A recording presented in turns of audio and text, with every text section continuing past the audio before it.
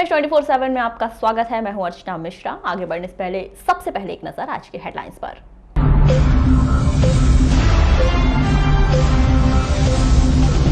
पूर्व सांसद कंकर मुंजारे को पुलिस ने सुबह किया गिरफ्तार, शाम को हुई जमानत।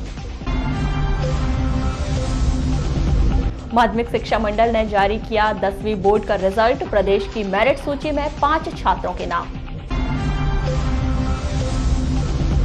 सीआरपीएफ के 2 जवान सहित कुवैत से वापस लौट आए युवक मिला कोरोना पॉजिटिव।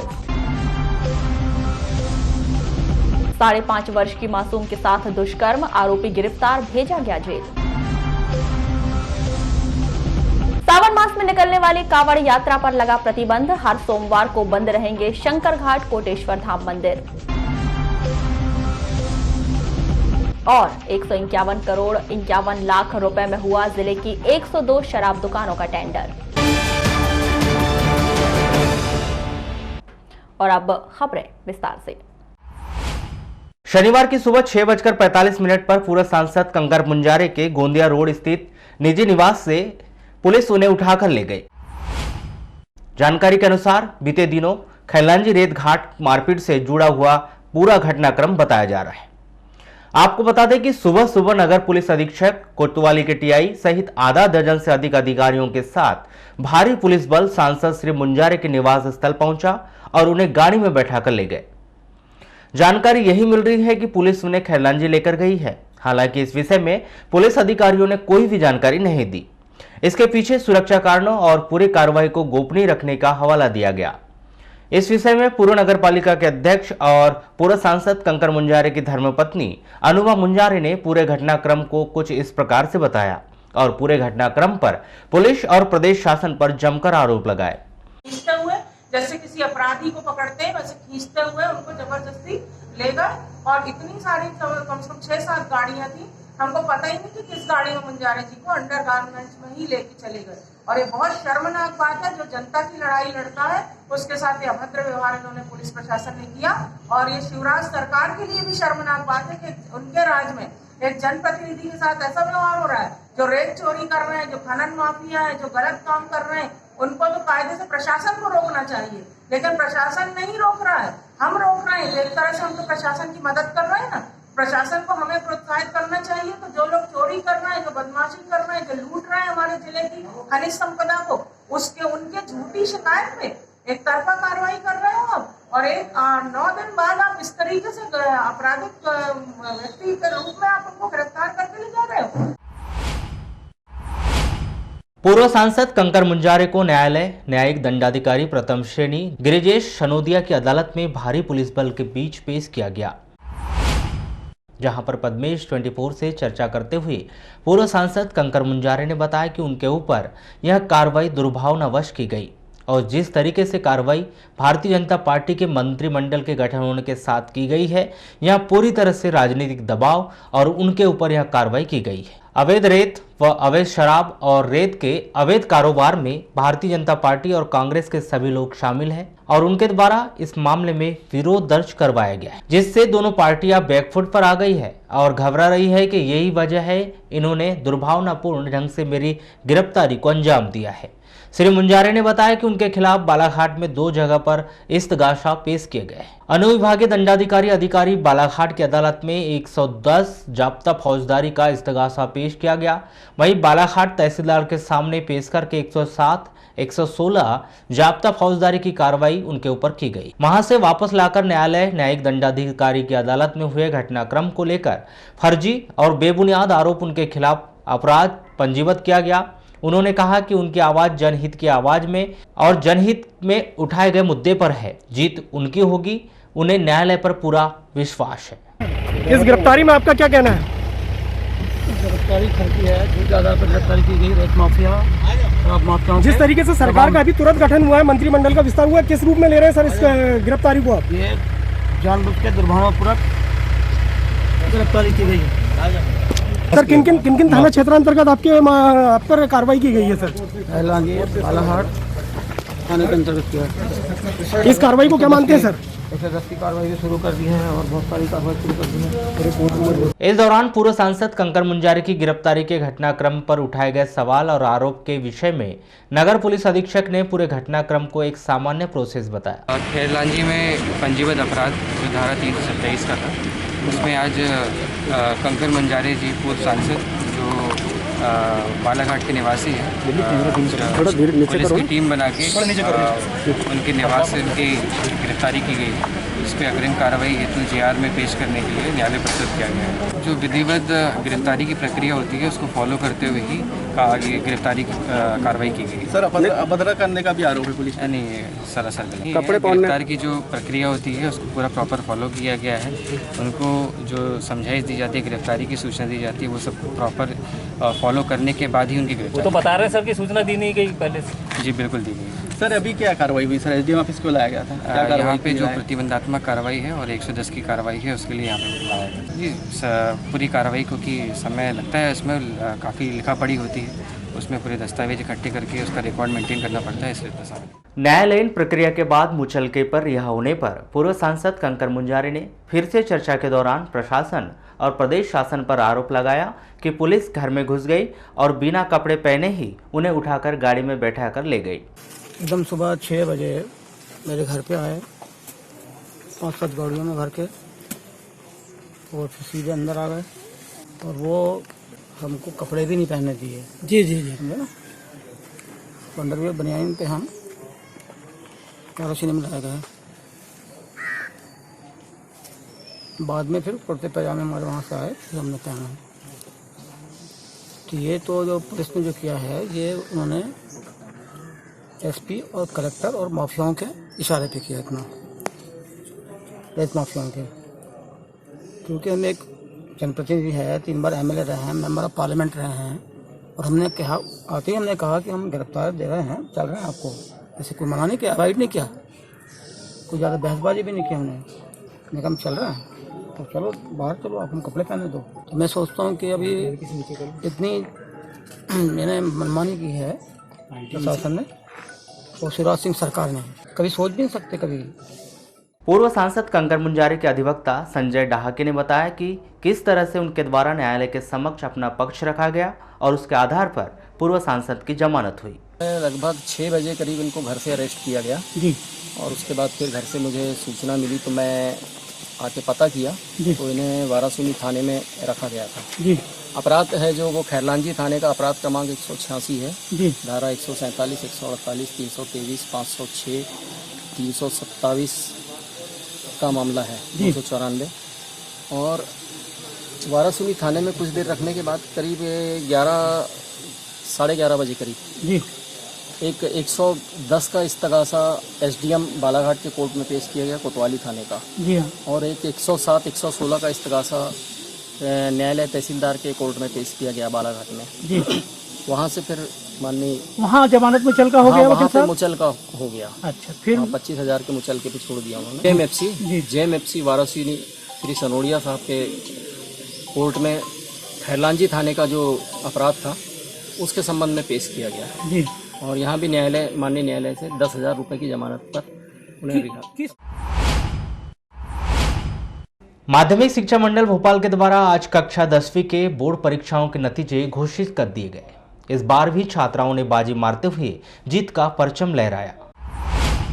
जिले में कक्षा 10वीं का रिजल्ट 70.85% रहा, जो कि पिछले वर्ष की तुलना में 8% बढ़ोतरी हुई है। पिछले वर्ष कक्षा 10वीं के परीक्षा में पास होने वाले छात्रों का 62.43% था और इसी तरह बालाघाट जिले ने संभाग स्तर पर प्रथम स्थान प्राप्त किया। बोर्ड के द्वारा जारी की गई प्रदेश की मेरिट सूची में 5 छात्रों ने अपना नाम दर्ज करवाया है, जिसमें 4 छात्राएं और 1 छात्र शामिल है, जिसमें शैली शरणागत ने 5वां स्थान प्राप्त किया। वहीं हेम प्रकाश लिल्लारे 8वें स्थान पर रहे। वहीं कटंगी की भूमिका परिहार और दिव्या कुटारिका ने 9वां स्थान प्राप्त किया। वहीं मनेरी की पायल चिखले 10वें स्थान पर रही। यदि जिले की मेरिट सूची की बात करें तो शासकीय हायर सेकेंडरी स्कूल कटंगी की छात्रा जूही नेवारे ने 295 अंकों के साथ मेरिट सूची में प्रथम स्थान प्राप्त किया है। इसके अलावा भवानी ठाकुर, ब्रजेश टेमरे ने द्वितीय स्थान और तृतीय स्थान पर 6 छात्रों ने स्थान बनाया। इस संदर्भ में पद्मेश 24/7 की टीम के द्वारा मेरिट सूची में स्थान बनाने वाले छात्रों से चर्चा की गई तो उन्होंने इस कामयाबी पर हर्ष जताया। रॉयल हेरिटेज इंग्लिश स्कूल के छात्र जय फुलबांदवा ने इस उपलब्धि का श्रेय अपने शिक्षकों और परिवार वालों को देते हुए कहा कि वह अपनी सफलता से काफी खुश है और वह स्पेस सेंटर में वैज्ञानिक बनने का सपना संजोए हुई है। वहीं इस छात्र को स्कूल के द्वारा 2 साल की फीस माफ करने का भी ऐलान किया गया है। वहीं छात्र की सफलता पर उनके परिजनों का क्या कहना है, आइए जानते हैं। रिजल्ट तो सर अच्छा ही आया है, सर्टिफिकेट सबको मिला है, डिस्टिंक्शन रिजल्ट आया है। मुझे सभी सब्जेक्ट्स में डिस्टिंक्शन मिला है, 4 सब्जेक्ट जो है उनमें डिस्टिंक्शन मिला है और बाकी 2 में जनरल प्रमोशन मिला है। अच्छा, किस प्रकार की तैयारी की थी आपने? जी तैयारी सब अच्छी चल रही थी, तैयारी अच्छे से की थी और यही सोच के की थी कि मतलब स्कूल का नाम अच्छा करना है और ज़्यादा परसेंट लेके आना है। जी मैं शाम को 6 बजे से लेकर 10 बजे तक 4 घंटे लगभग एक दिन में पढ़ाई करता था और वही उसको फिर रिवाइज करता था सुबह के टाइम। क्या बनना चाहते हैं आप? जी मुझे स्पेस साइंटिस्ट बनना है, इसरो में जॉब चाहिए मुझे। अच्छा, ये जो आपने सफलता हासिल की, किसको श्रेय देना चाहते हैं आप? जी मैं अपने माता पिता को श्रेय देना चाहता हूँ, उन्होंने मुझे बहुत सपोर्ट किया और मैं सभी टीचर को भी सपोर्ट मतलब बहुत अच्छा महसूस कर रहे हैं। हम चाहते हैं कि हर स्टूडेंट का मतलब माँ बाप का नाम रोशन करे हर स्टूडेंट का। अच्छा, क्या गतिविधि रहती थी बच्चे की पढ़ाई को लेकर? पढ़ाई में तो 1 नंबर था, वो आगे ही है, मतलब कहीं से भी पीछे नहीं है, टाइम टू टाइम पढ़ाई करता है। आप क्या करते हैं? मैं कपड़े दुकान में सर्विस करता हूँ। सही रहता है, पढ़ाई वगैरह कोई दिक्कत नहीं है उसमें। अच्छा, जैसे बच्चे की ख्वाहिश है कि साइंटिस्ट बनना चाहता है, किस प्रकार का सपोर्ट रहेगा आपका? पूरा सपोर्ट करेंगे, जो वो बनना चाहता है पूरा सपोर्ट करेंगे उसको, उसके ऊपर है कि अब क्या बनना चाहता है। जिले की मेरिट सूची में 3रा स्थान प्राप्त करने वाली छात्रा हसबून कुरैशी ने कहा कि वह काफी खुश है, उसका नाम मेरिट लिस्ट में आया है। छात्रा ने सिविल जज बनने की इच्छा जताई। छात्रा की उपलब्धि पर परिजनों ने भी हर्ष व्यक्त किया। मेरे 98% आए हैं, मतलब 300 में से 294 आए हैं। क्या महसूस कर रहे हैं, किस प्रकार की तैयारी की है? बहुत अच्छा, मतलब लग रहा था पहले कि आएंगे, लेकिन इतना नहीं पता था कि मेरिट लिस्ट में आ जाएगा। किस प्रकार की तैयारी की थी मैंने मतलब मैं तो मतलब मेरे टीचर्स है और फैमिली है, सब बहुत सपोर्टिंग है, उनके कारण ही अभी मतलब जितने मेरे मार्क्स आए सिर्फ उन्हीं के कारण आए हैं। अच्छा, कितने घंटे पढ़ते थे आप, क्या तैयारी? मैं तो लगभग 6 आवर्स पढ़ती थी। उसमें सपोर्ट किस चीज़ का रहता है? उसमें मेरे स्कूल प्रिंसिपल थी अलका मैम, मतलब है अलका मैम, मेरी फैमिली मेम्बर्स है और फ्रेंड्स है और चौहान मैम है, श्रीवास्तव सर है। क्या बनना चाहते हैं आप? मैं सिविल जज बनना चाहती हूँ। क्या सोचा है किस तरीके से आगे बढ़ना? हाँ जी, मैं क्लैट देना चाहती हूँ और अभी मतलब कॉमर्स लेके दूँगी। हमारा जो रिजल्ट रहा है वो है 70.85%, 71% के आसपास रहा है। इसमें हमारे कलेक्टर महोदय, हमारी सीओ मैडम, इन दोनों का मार्गदर्शन और समय समय पर जो समीक्षा की जाती थी और जहाँ पर भी कमी होती थी सर के द्वारा और मैडम के द्वारा हमें सचेत किया जाता था, मार्गदर्शन दिया जाता था, गाइड करते थे। और ये आपको मालूम होगा कि हमारे कलेक्टर महोदय ने इस वर्ष शिक्षकों की कमी से जूझने की समस्या को हल करने के लिए पूरे पाठ्यक्रम की वीडियोग्राफी कराई थी, उसका भी हमें फायदा मिला है। 4 जुलाई को संदिग्ध कोरोना मरीजों के सैंपल की प्राप्त रिपोर्ट में 3 मरीजों की रिपोर्ट कोरोना पॉजिटिव पाई गई है। इसमें सीआरपीएफ के 2 जवान और एक लांजी का युवक शामिल है। कोरोना पॉजिटिव पाए गए इन सभी मरीजों को dedicated Covid health centre Gaykhuri Balaghat में उपचार के लिए भर्ती करा दिया गया है। इस तरह वर्तमान में जिले में dedicated Covid health centre Gaykhuri Balaghat में 16 कोरोना पॉजिटिव मरीजों का उपचार जारी है। बालाघाट जिले में अब तक कोरोना पॉजिटिव कुल 36 मरीज पाए गए हैं, जिसमें से 20 मरीज ठीक होकर अपने घर जा चुके हैं और 16 मरीजों का उपचार चल रहा है। मुख्य चिकित्सा और स्वास्थ्य अधिकारी डॉक्टर मनोज पांडे ने बताया कि 4 जुलाई को आईसीएमआर लैब जबलपुर से 95 संदिग्ध कोरोना मरीजों के सैंपल की रिपोर्ट मिली है। इनमें से 3 मरीजों की रिपोर्ट कोरोना पॉजिटिव आई है।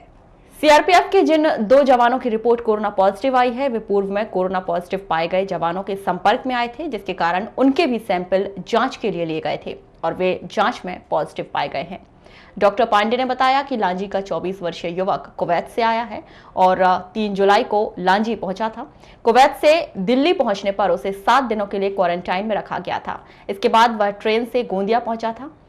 उसने लांजी से अपने संबंधी को गोंदिया लेने के लिए बुलाया था।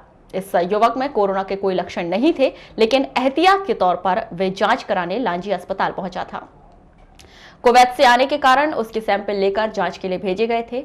जांच में लांजी का ये युवक भी कोरोना पॉजिटिव पाया गया है।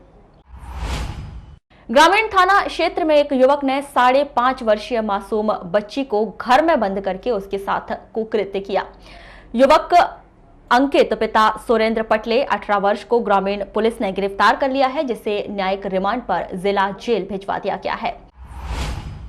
प्राप्त जानकारी के अनुसार यह 5 वर्ष की मासूम लड़की अपने पड़ोस में रहने वाले अंकित पटले के घर अक्सर खेलने चली जाती थी।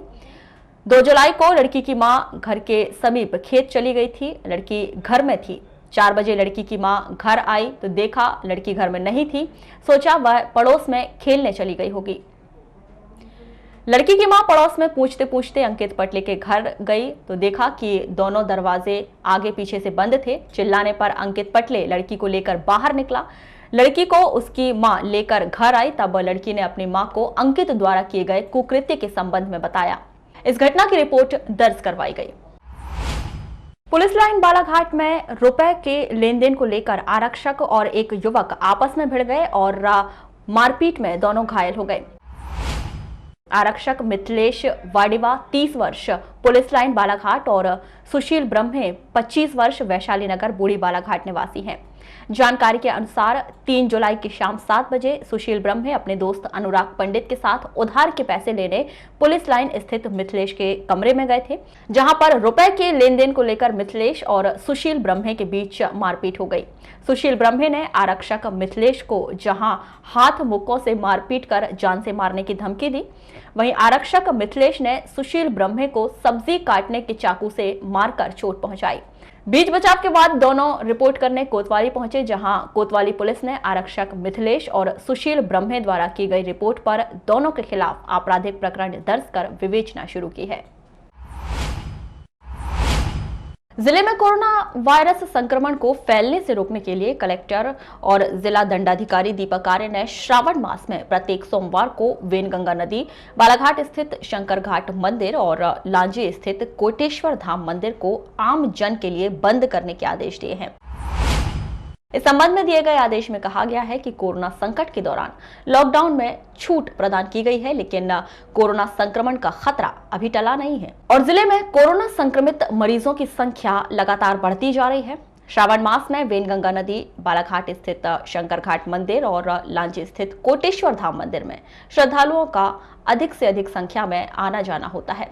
श्रावण मास में इन मंदिरों में श्रद्धालुओं द्वारा शिवलिंग का जलाभिषेक करने और दर्शन की परंपरा रही है। श्रावण मास में इन मंदिरों में मेले का आयोजन होने के साथ ही पूजन सामग्री का क्रय विक्रय भी होता है। कोरोना संकट के दौरान इन मंदिरों में अधिक संख्या में लोगों के आने से फिजिकल डिस्टेंसिंग का पालन नहीं होगा और कोरोना संक्रमण का खतरा बढ़ जाएगा।